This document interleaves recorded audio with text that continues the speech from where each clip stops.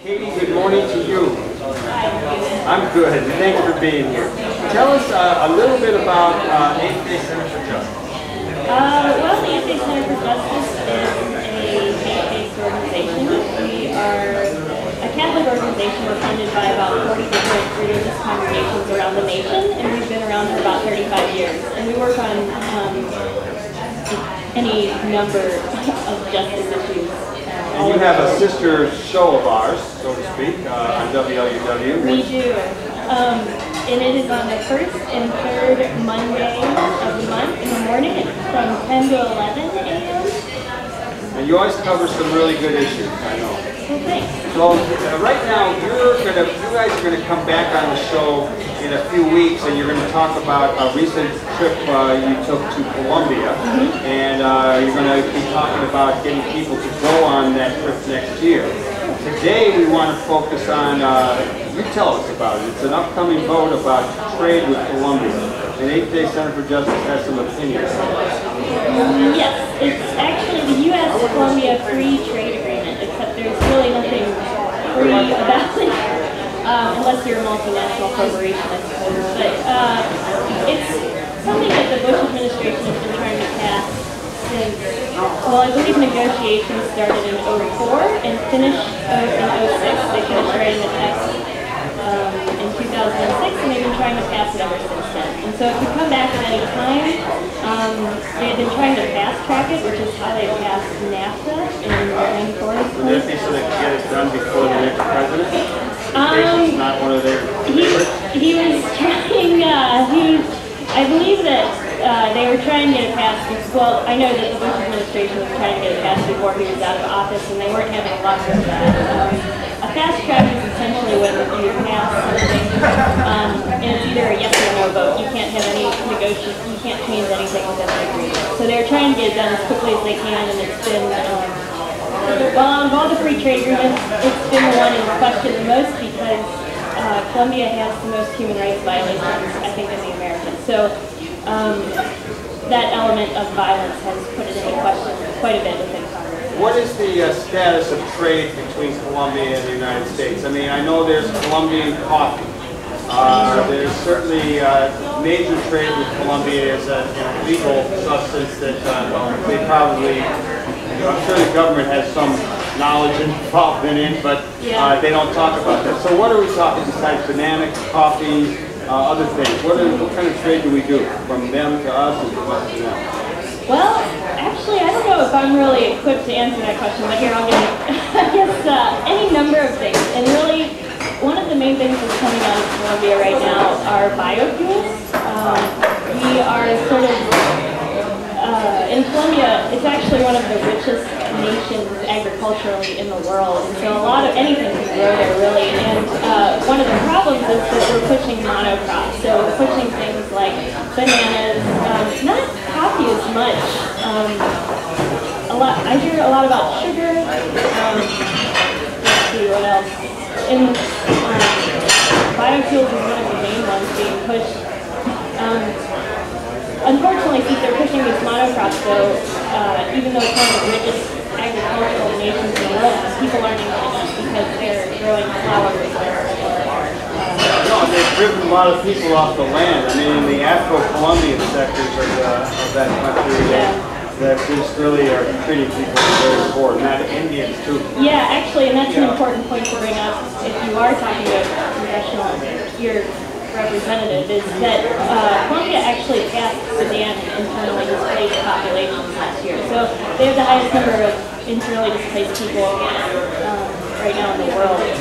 You are listening to Live from the Heartland. I'm talking with Katie Barada, and she is from the 8th Day Center of Justice.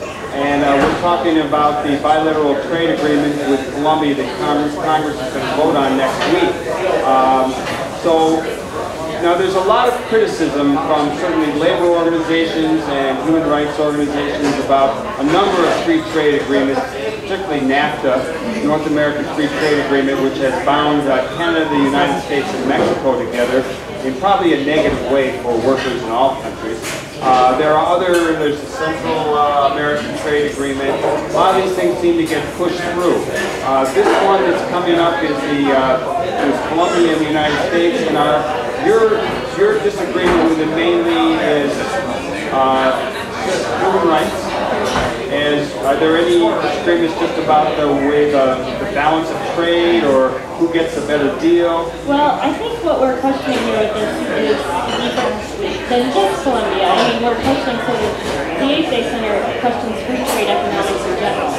Anybody who's in favor of free trade economics would push it as something that would bring job stability or create economic growth, but in theory that's actually never happened.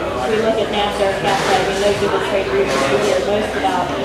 If you look at the realities of those, they actually eliminate jobs and give all power to corporations, and profit doesn't go to the people, it goes to multinational corporations essentially. So right now there's a model of free trade in place that eliminates workers' rights and environmental standards, and we need to question that. But also with Colombia, the Colombia FTA is allowing corporations to patent life forms. So essentially plants could be patented by corporations, which it's a big concern to be great concern to everyone, but essentially indigenous communities and Afro-Colombian communities that use certain plants for medical purposes are worried that obviously that's going to affect even crops, that have to buy their seeds from Monsanto or something. Sure, and I think we're going to start to see things like in Cochabamba, Bolivia, where Bechtel privatized rainwater and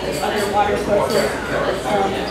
You're going to start to see that, I think, in Colombia. So this gives too much power to corporate investment and not enough power to people. When is this vote coming up?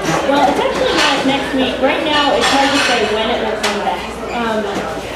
But it could come back at any time. So what we're asking is people call their members of Congress and check in to see where they sit with this issue. Let me ask you specifically, most people who would listen to this show on the airwaves are probably in James Chickowski.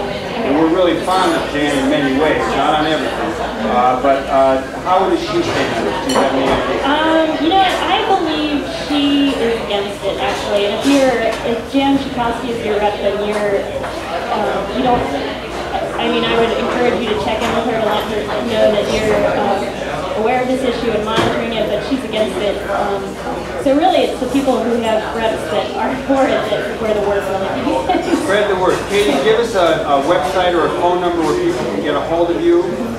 Well, phone number, you can get a hold of me at the 8th Day Center, which is 312-641-5151. Do you have a website? The website is www.8thDayCenter.org. Thanks so much for coming on live from the Heartland. Let's have a big round of applause for Katie Verrata. And you have been listening to Live from the Heartland Radio, brought to you every week at 9 a.m. Central Standard Time, or Daylight Time as it may be. And I want to thank my producer Laura Herman, our co-host Lisa Smith and Katie Hogan, the on-site engineers today, Mitch. I got to get Mitchell's last name because he's a new guy, and it's Sabella. And he's a great worker, and it's good to have him here. And I also want to thank Suzanne over at WLEW Iowa Lakefront Campus Studios, and of course Chris Colgan is away for the semester in Rome. I want to encourage you all to do good in the world, because the world needs all the good that you do. This is Michael James for everyone at Live from the Heartland saying over and out, all power to people. Don't forget to tune in next week, where one of our guests will be Don Rose.